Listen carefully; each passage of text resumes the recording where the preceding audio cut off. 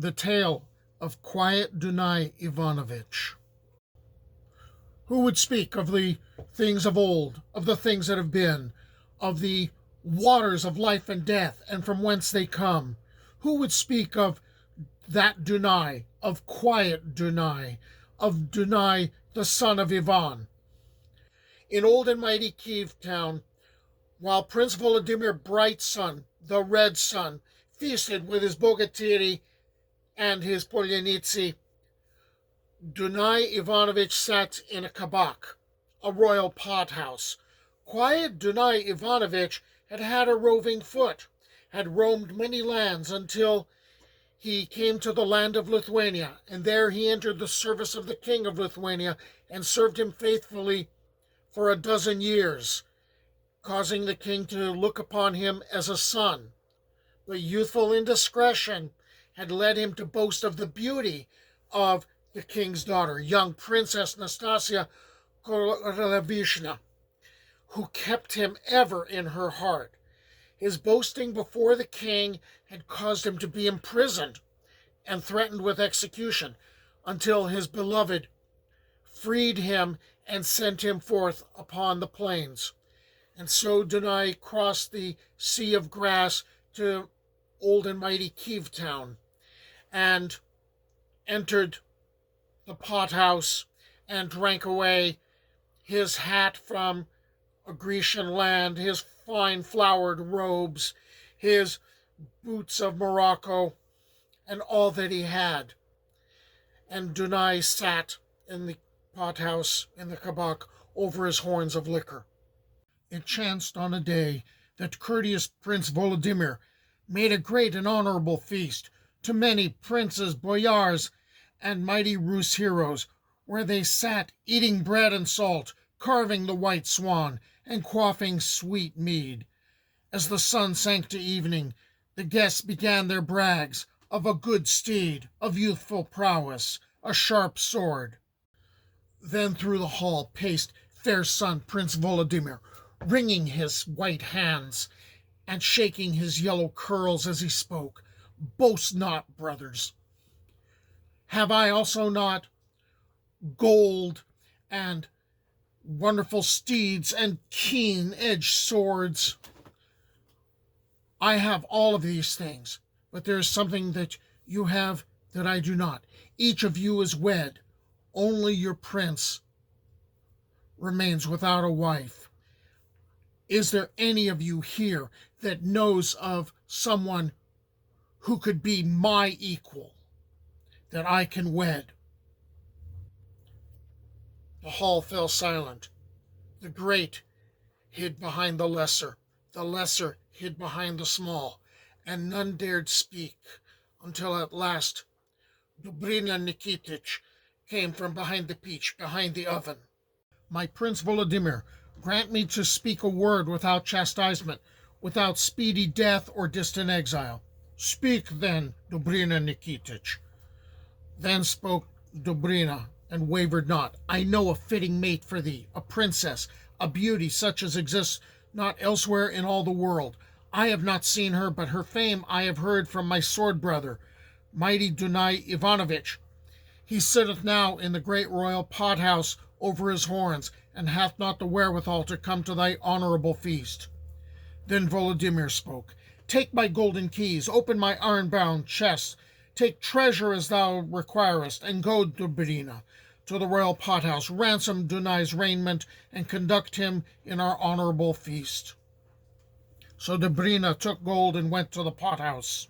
Ho there, innkeepers and usurers, Dobrina cried. Take what ye will of Prince Volodymyr's gold, but restore my brother Dunai's garments. When this was done, Dobrina told Dunai that he was commanded to attend Prince Volodymyr's feast. The goodly youth set out across Kiev town, and when they came to the palace, to the banquet hall, Dunai crossed himself, did reverence in 2, 3, 4 directions to the gathered Bogatyr, and to Prince Volodymyr in particular. And the Bogatyr granted him a place at the oaken board in the right-hand corner, the corner of honor, the seat of honor. And he feasted. Fair son Volodymyr brought him a great cup of crystal filled with green wine, and an aurochs horn of sweet mead, and a measure of the beer of drunkenness. And each of these quiet Dunai drained in a single draught, for the vessels drunk by heroes are like rain-bearing clouds. Intoxication showed itself in his head. Nevertheless, he stepped forward without staggering and spoke without confusion. I know a bride fit to mate with thee, royal Volodymyr. 12 full years I served in yonder land of Lithuania, and the king's majesty hath 2 great and fair daughters. The eldest, Princess Nastas'ya, is no mate for thee. She rideth ever over the open plain, the sea of grass, seeking adventures. But the younger, the Princess Apraxia Korolevishna, sitteth at home in a fair chamber, embroidering a kerchief in red gold. Behind thrice 9 locks she sitteth, and thrice 9 guards, in a lofty castle, that fair red sun may not scorch her, nor the fine and frequent rains drop on her, nor the windy storms breathe on her, that she may be seen of few. Ay, my Druzhina, my Bogatyr, spoke Prince Volodymyr, whom shall I send to far-off Lithuania? And one of the Bogatyr answered, Fair son Volodymyr, send quiet Dunai Ivanovich. He has traveled in many lands, and he speaks much. Send him to do thy wooing. Then Prince Volodymyr spoke, Go thou, my Dunayushka, to that brave Lithuanian realm, and woo the Princess Apraxia for me with fair words. Take a host of 40,000, and treasure as much as you need. And if the king give not his daughter willingly, then fetch her by force. Dunai answered, Neither army nor gold will I need, but let my beloved comrade Dobrina Nikitich travel with me. Give each of us a stallion who has never worn saddle or bridle, and write thou a scroll, that our wooing of the Princess Apraxia for our Prince Volodymyr is honorable. All these things fair son Volodymyr did.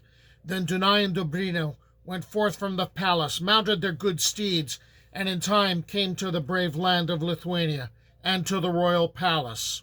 Quiet Dunai asked no leave of gatekeepers nor porters, but flung wide the barriers, and led the horses into the spacious court, bidding Dobrina stand there and guard them. So Dobrina took the bridles in his left hand, and in his right his little elmwood club from Sorochinsky. When the time comes, make sure we can leave quickly. As was customary, Dunai entered the hall and bowed north, south, east, west, crossing himself in each of those directions, then bowed to the king. Hail, little father, king of brave Lithuania. Hail, Dunai Ivanovich. What is your mission here? Do you wish to re-enter my service? Nay, I am here on the behalf of Prince Volodymyr Brightson. I am here to woo your daughter, Princess Apraxia, on his behalf. At this, the king of Lithuania grew angry. He tore at his dark curls. His face darkened. This is madness. I would not give my daughter to Prince Volodymyr. He is of small importance. Instead, I will throw you in a dungeon, and you will remain there until you come to your senses. Quiet Dunai hung his turbulent head and dropped his clear eyes to the floor, then smote the table with a mighty fist. The sound carried outside, so mighty the blow was. The fine liquors spilled, the fine wine spilled, dishes rolled. And Dunai said, I am not alone. I have brought Dobrina Nikitich. At the sound of the fist hitting the table, Dobrina began to lay about him with his elmwood club, and the noises of the king's men crying out in pain and anguish carried into the hall. Enough, enough. Sit, enjoy my hospitality. We will discuss this. Why not take my eldest daughter? This is not what I was sent for. It must be Princess Apraxia. And at last, the king of Lithuania yielded. The king ordered his daughter's maids to ready her for the journey, clad in her finest clothes and her face powdered. Dunai took the princess by the right hand with the fingers covered in gold gloves and led her from the palace. They mounted and departed for old and mighty Kiev, taking also the princess's dowry of red gold, pure silver, fair round pearls, and jewels. Dunai held the reins of the princess's horse as they rode over the glorious far-reaching steppes. Dark night overtook them on the road, so the good youths pitched a linen pavilion and lay down to sleep. They placed their good steeds at their feet and their sharp spears at their heads. At their right hands lay their stout swords, at their left their daggers of steel.